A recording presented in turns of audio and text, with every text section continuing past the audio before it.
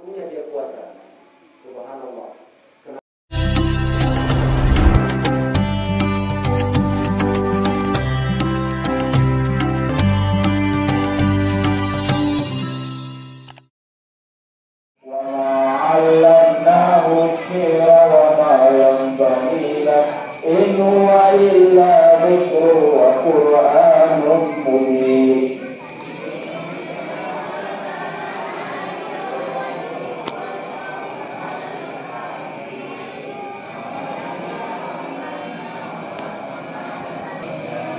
ولهم فيها منافع آلهة لعلهم ينصرون لا يستطيعون نصرهم وهم لهم جند محضرون فلا يحزنك قولهم إنا نعلم ما يسرون وما يعلنون أولم يرى الإنسان أنا خلقناه من نطفة فإذا هو خصيم مبين وضرب لنا مثلا ونسي خلقه قال من يحيي العظام وهي رميم قل يحييها الذي أنشأها أول مرة وهو بكل خلق عليم السماوات والأرض بقادر على أن يخلق مثلهم بلى وهو الخلاق العليم إنما أمره إذا أراد شيئا أن يقول له كن فيكون فسبحان الذي بيده ملكوت كل شيء وإليه ترجعون والله العظيم. بسم الله الرحمن الرحيم. الحمد لله والصلاة والسلام على أشرف الأنبياء والمرسلين سيدنا ومولانا وحبيبنا محمد صلى الله عليه وسلم. اللهم إنا نسألك السلامة في الدين وعافية في الجسد وزيادة في العلم وبركة في الرزق وتوبة قبل الموت ورحمة عند الموت ومغفرة بعد الموت. اللهم هون علينا في سكرات الموت والنجاة من النار والعفو عند الحساب. اللهم ربنا لا تزغ قلوبنا بعد إذ هديتنا وهب لنا من لدنك رحمة إنك أنت الوهاب. اللهم يا ذا المن واليمن عليك يا ذا الجلال والإكرام يا ذا الطول والإنعام لا إله إلا أنت ظهر الذين وجار المستجيرين وأمان الخائفين. اللهم إن كنت كتبتني عندك في الكتاب شقيا أو محروما أو مجهولا أو مفتقرا علي في الرزق فامه. اللهم بفضلك في الكتاب شقاوتي وجرماني وطريقي وإكثار رزقي وأسكتني عندك في الكتاب سعيدا مرزوقا موفقا للخيرات فإنك قلت وقولك الحق في كتابك المنزل على نبيك المرسل يمحو الله ما يشاء ويثبت وعنده الكتاب.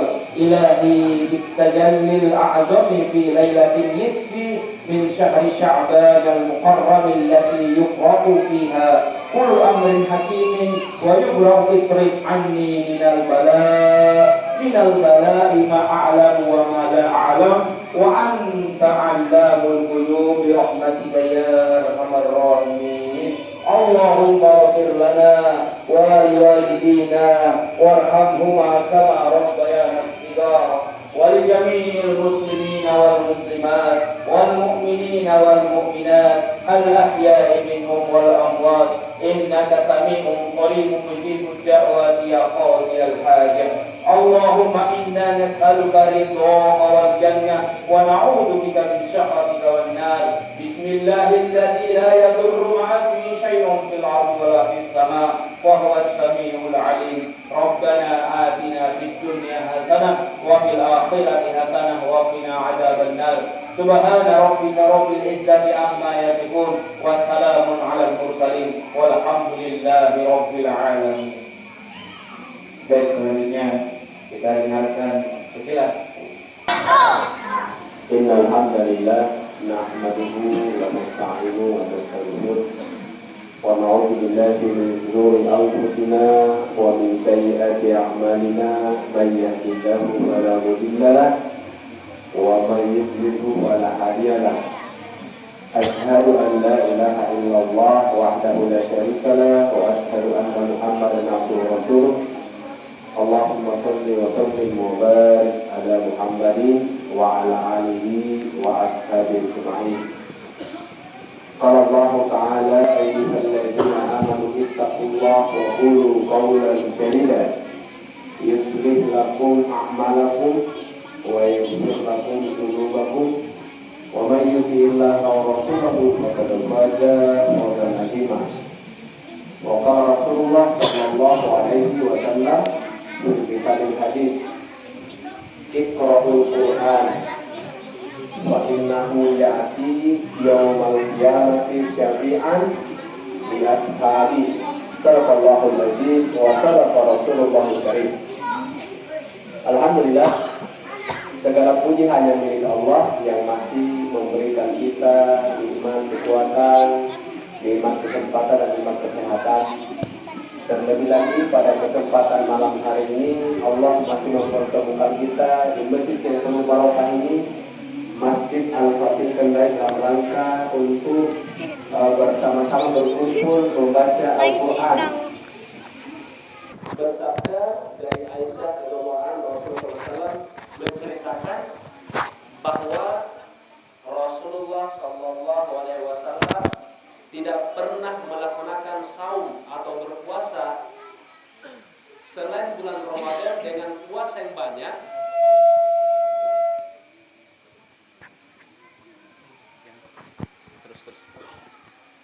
Jadi Rasulullah SAW tidak pernah melakukan puasa yang banyak dalam satu bulan selain Ramadan adalah kecuali di bulan Sya'ban. Jadi pada bulan ini insyaallah, dan hampir seluruhnya Rasulullah. Nah, yang berikutnya, yang kedua, bahwa pada bulan Sya'ban itu adalah yang mana segala amal kita akan naik menghadap kepada Allah Subhanahu wa Ta'ala, dan juga amal keburukan kita juga akan naik menghadap kepada Allah Subhanahu wa Ta'ala.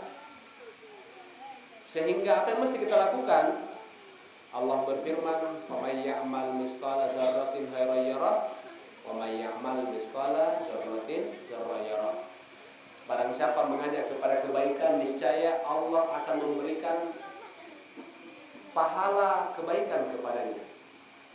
Dan barang siapa mengajak kepada keburukan, maka juga Allah tidak akan pernah lalai daripada menghitung keburukan itu kepadanya. Masya Allah.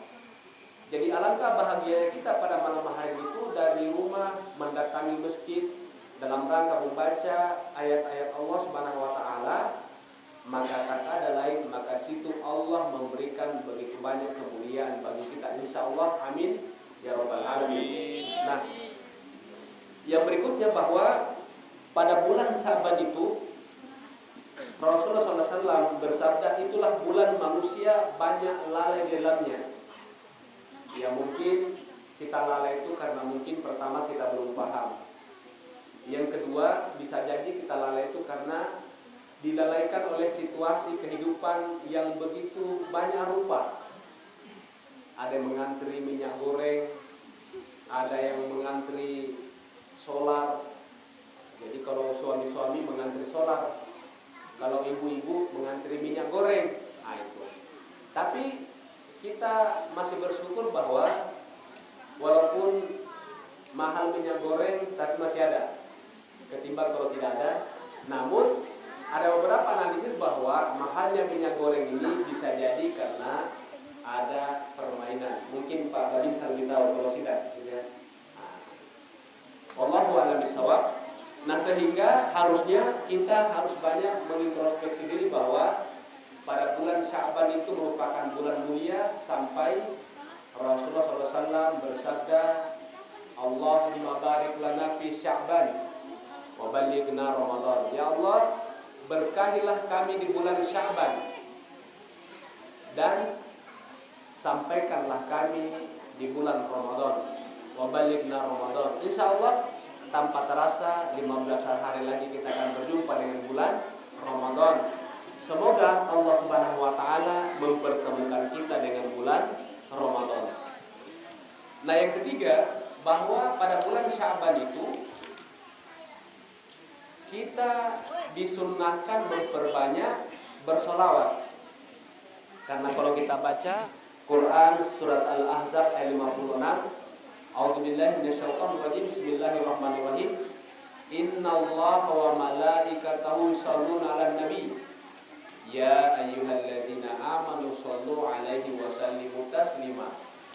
Bahwa sesungguhnya Allah dan para malaikat itu bersolawat kepada Nabi Muhammad sallallahu alaihi wasallam.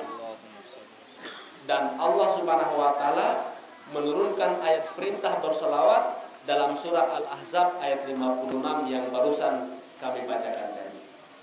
Nah, sehingga kenapa kita mesti banyak bersolawat kepada Nabi?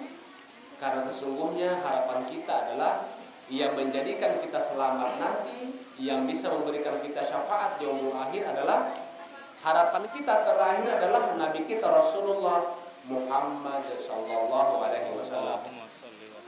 Kenapa?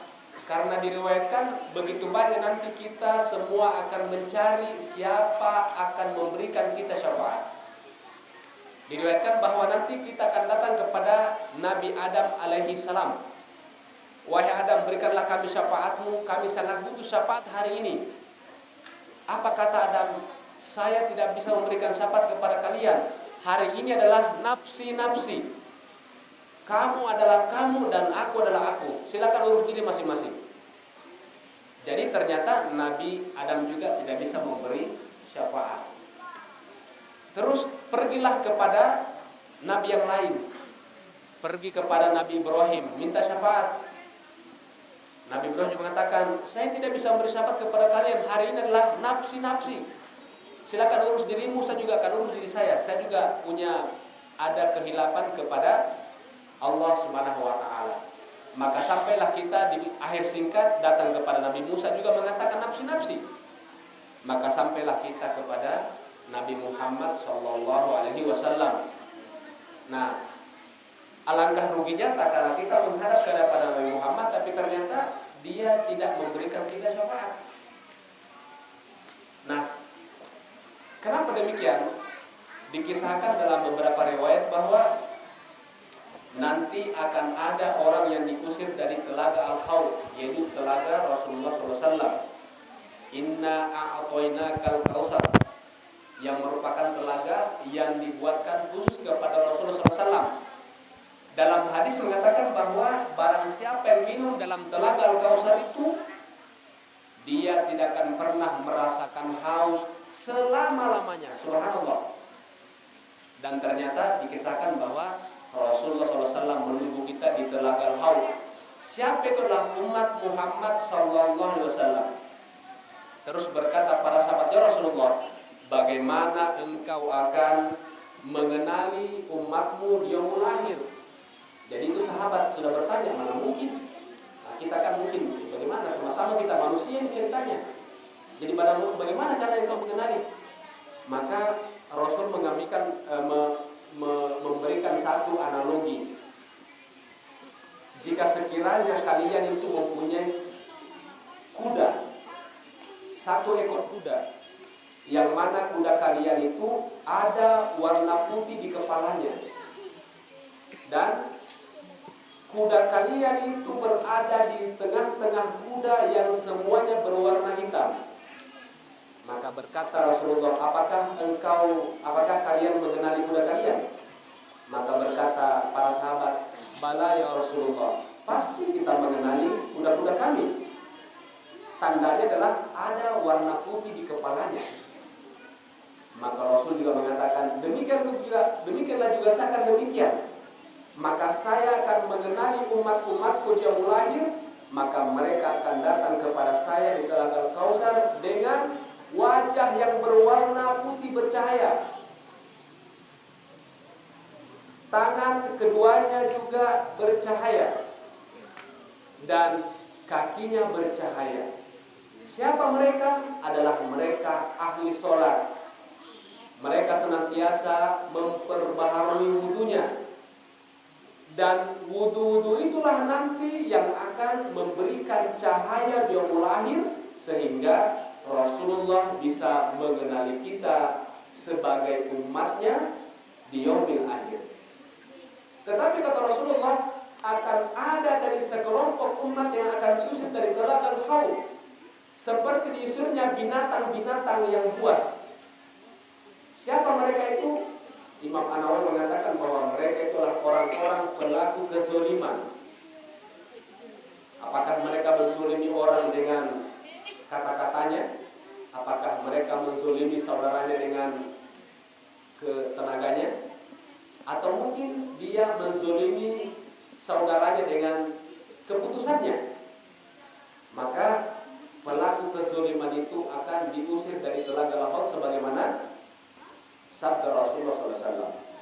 Nah, siapa lagi kata Rasulullah? Yaitu mereka pelaku orang-orang yang munafik, yang mana mereka itu pura-pura beriman kepada Allah, tapi ternyata mereka itu menjadi orang yang senantiasa memusuhi Islam. Penampakannya mereka itu Islam, tapi ternyata setelah diteliti mereka ternyata itu anti-Islam. Awal-awal bisa kita kembalikan kepada Allah Subhanahu wa Ta'ala sebagai pemilik nanti di hari kekuasaan itu. Siapa lagi? Adalah mereka yang menukar hukum-hukum Allah Subhanahu wa Ta'ala. Yang benar dikasih salah, yang salah dikasih benar.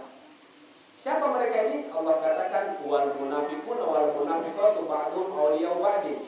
Mereka itu orang-orang munafik itu saling membantu antara satu dengan yang lainnya. Dalam perkara apa? Ta'muruna bil munkar, mengajak kepada kemungkaran. Wa tanhauna 'anil ma'ruf, mereka mengajak kepada mencegah kepada kema'rufan. Ya, semoga kita tidak demikian. Karena Allah kasih kita predikat wal mu'minuna wal mu'minati ba'dhum awliya'u ba'd. Ciri orang beriman itulah mereka senantiasa saling tolong-menolong dalam kebaikan. Dalam perkara apa? Ta'muruna bil ma'ruf, mengajak kepada kebaikan. Wa tanhauna 'anil munkar, mereka saling mencegah kepada kemungkaran. Wa yuqimuna sholata, mereka mengajak untuk sama-sama melakukan sholat. Wa yutuna zakata, mereka bersama-sama agar kita bersama-sama menunaikan zakat. Nah, ini adalah ciri-ciri kita insyaallah. Yang terakhir, bahwa bulan Sya'ban itu merupakan titik start kita adalah untuk menuju Ramadan. Jadi bulan Sya'ban itu adalah bulan latihan kita untuk menghadapi bulan Ramadan. Jadi anak-anak sekalian yang masih ini, jadi biasakan puasa sunnah di bulan Sya'ban. Ya setidaknya mungkin puasa Senin Kamis. Kalau tidak bisa ya mungkin Senin saja. Nah, setidaknya kita upayakan dalam rangka apa? Untuk menghadapi Ramadan itu kita puasa selama 1 bulan penuh. Dan bulan Sya'ban itu merupakan batas untuk mengqadha puasa kita yang kita mungkin pada Ramadan yang lalu pernah kita tidak berpuasa. Kalau bapak-bapak mungkin karena dia sakit. Karena bapak-bapak tidak puasa itu boleh tidak puasa kalau dia sakit, Pak. Kalau dia kerja tetap dia berpuasa. Tapi kalau ibu-ibu dia ada dua, bahkan ada tiga kalau ibu-ibu. Yang pertama itu adalah mungkin dia lagi haid. Nah itu nanti diganti mengqadha. Yang kedua, dia nifas, melahirkan. Yang ketiga, dia sakit. Nah gitu. Jadi kalau ibu-ibu dia banyak absennya. Tetapi batas untuk mengkodok puasanya itu adalah pada akhir atau ya bulan Syaban. Jadi itu pendapat jumhur ulama, kecuali satu yang boleh lewat dari tahun berikutnya. Siapa itu? Salah satunya saya pernah baca adalah Imam Abu Hanifah. Imam Abu Hanifah itu salah satunya membolehkan kalau misalkan kita terlambat mengkodok, misalkan Syaban ini kita masih punya hutang puasa, tetapi nanti kita kodok berikutnya. Nah, tapi sebenarnya jumhur ulama itu adalah batas mengkodok puasa itu adalah pada bulan Syaban ini. Jadi begitu masuk berikutnya adalah tidak ada lagi hutang puasa kita di hadapan Allah Subhanahu wa taala. Untuk apa? Karena puasa itu betul-betul adalah menjadi penghalang kita dari panasnya api neraka Allah Subhanahu wa taala. As-saumu junnatun malam ya'rikha. Puasa itu adalah benteng dari penghalang dari panasnya api neraka Allah Subhanahu wa taala. Tetapi kecuali kata Rasulullah, kecuali mereka tidak melubanginya. Gitu. Nah, perbuatan apa yang bisa melubangi puasa kita sehingga tidak mampu menjadi benteng dari panasnya api neraka? Yang pertama, suka berdusta. Nah, dia puasa dan tidak bohong-bohong. Puasanya itu tidak mampu menjadi benteng. Nah, jadi kalau puasa tidak boleh bohong-bohong ya. Nah, gitu. Yang kedua, yang berpuasa itu tapi melakukan perbuatan maksiat. Ya. Terus pada saat dia berpuasa dia melakukan kezoliman. Berkelahi misalkan, tidak boleh ya. Berikutnya itu adalah menggibah. Jadi kalau menggibah itu kalau di YouTube itu ada namanya aplikasi itu Lambetura. Katanya suka nonton Lambetura itu aplikasi. Ya, artinya ini semua sarana yang bisa mengantarkan jangan sampai puasa kita menjadi tidak mampu sebagai penebus dosa. Padahal Rasulullah SAW bersabda, barang siapa berpuasa di bulan Ramadan imanan wa ihtisaban, karena iman dan ikhlas hanya mencari ridha Allah, maka qaddama min zambi, maka Allah akan mengampuni baginya dosa-dosanya insyaallah. Sampai juga Rasul bersabda, as-sholatul hamsu, sholat yang kita kerjakan sehari semalam, al-jum'atu ila jum'ati, sholat Jumat yang kita kerjakan dari satu pekan ke pekan berikutnya, Ramadan ila Ramadan, dan kita berpuasa di bulan Ramadan sampai Ramadan berikutnya. Rasul katakan mukaffiratun ma bainahunna, semuanya itu nanti akan menjadi penebus dosa. Tapi Rasul katakan fa ijtanabat kabair, selama kita meninggalkan dosa-dosa besar. Dosa besar ulama mengatakan ada 7, syirik, membunuh, berzina, homoseksual, memfitnah, minum khamar. Nah, itu ada 7, nanti dicari-cari supaya jangan terlalu lama. Tapi setidaknya bahwa mudah-mudahan apa yang kita lakukan pada malam hari ini tadi, kita telah membaca Yasin, semoga insya Allah mampu menjadi syafi'an li ashabi, mampu menjadi penebus dosa, mampu menjadi syafaat bagi kita jumlah insyaallah.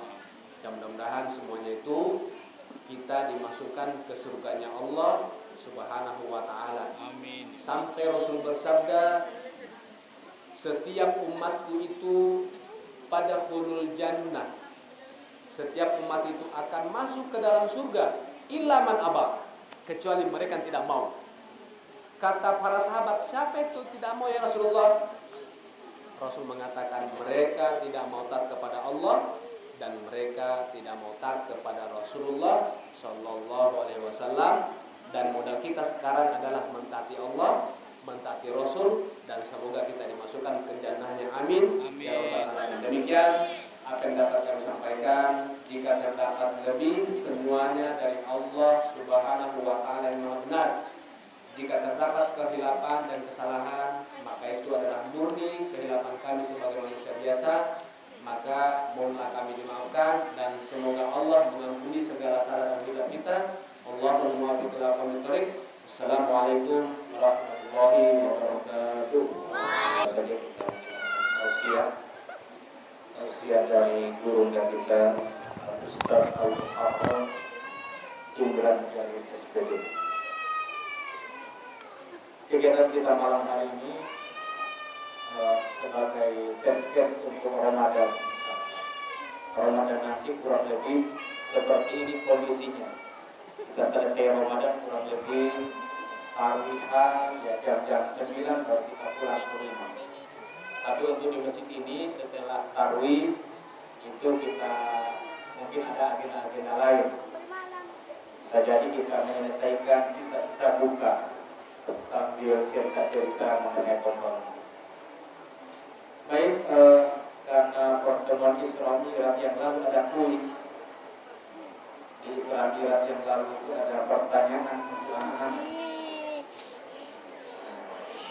Kali ini pertanyaannya bukan untuk anak-anak, tapi untuk ibu-ibu.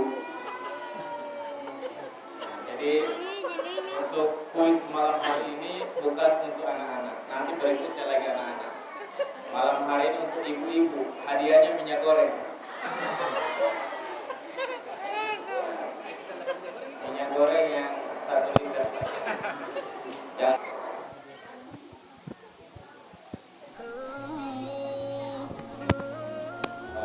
Kuisnya untuk ibu-ibu, hadiahnya minyak goreng 1 liter. Tutupnya ambilnya minyak goreng yang juara besok. Nanti besok maghrib kan baru kita mencari minyak. Mudah-mudahan tidak lama. Jadi maghrib diambil hadiahnya, kita butuh 5 orang. 5 orang yang kita cari. Tidak semua, kalau semuanya tidak mau. Jadi yang kasih kuisnya adalah Pak Ustaz. Ya, Pak Ustaz. Bagaimana Isra Mi'raj yang lalu Pak Ustaz juga kasih kuis. Jadi silakan Pak Ustaz kasih pertanyaan kepada ibu-ibu. Insyaallah diambil hadiahnya maghrib insyaallah sebentar. Besok. Silakan Pak Ustaz. Baik. Yang ingin saya katakan adalah hadis dari hadis Bukhari yang diriwayatkan oleh Aisyah radhiyallahu anha, bahwa di hadis itu menceritakan aktivitas bulan apa yang Rasul paling banyak berpuasa selain di bulan Ramadan. Yang angkat tangan, yang kerudung hijau. Bulan Sya'ban, oke, alhamdulillah, benar. Jadi bulan di mana Rasulullah SAW daripada berpuasa selain bulan Ramadan adalah bulan Sya'ban. Ibu siapa?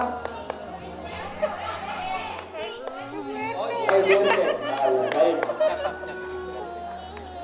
Nah, berikutnya Rasulullah SAW itu akan menanti umatnya di suatu telaga, dan telaga itu adalah telaga titik-titik.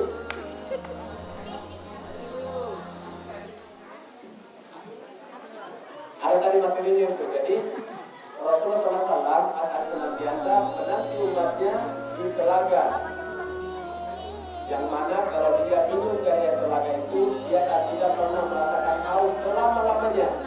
Apakah nama telaga itu?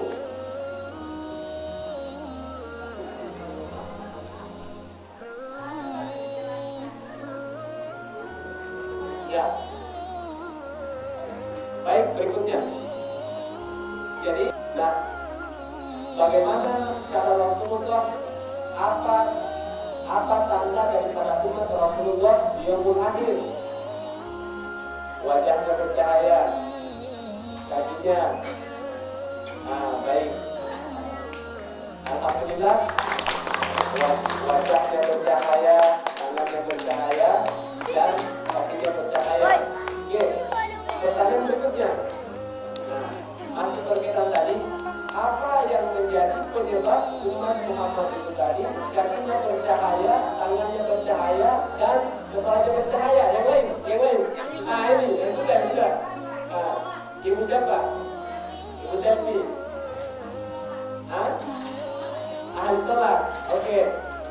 Jadi apa yang menjadi penyebab wajah daripada umat Muhammad itu bercahaya, kakinya bercahaya dan kakinya bercahaya. Ahli sholat, cepat. Satu lagi.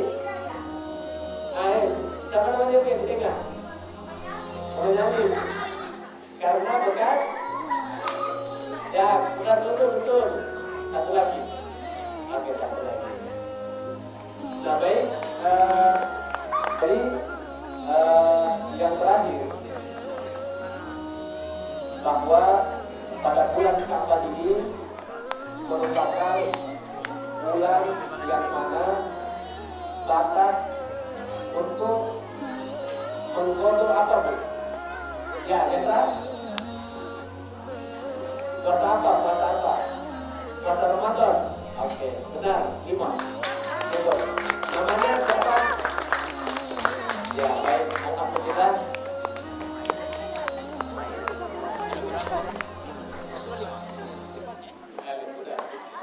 Jadi, syukran jazakallahu khair. Jadi jawaban sudah pertanyaan terjawab semua. Tinggal menunggu hadiahnya besok nanti. Baik. Terima kasih. Wassalamualaikum warahmatullahi wabarakatuh.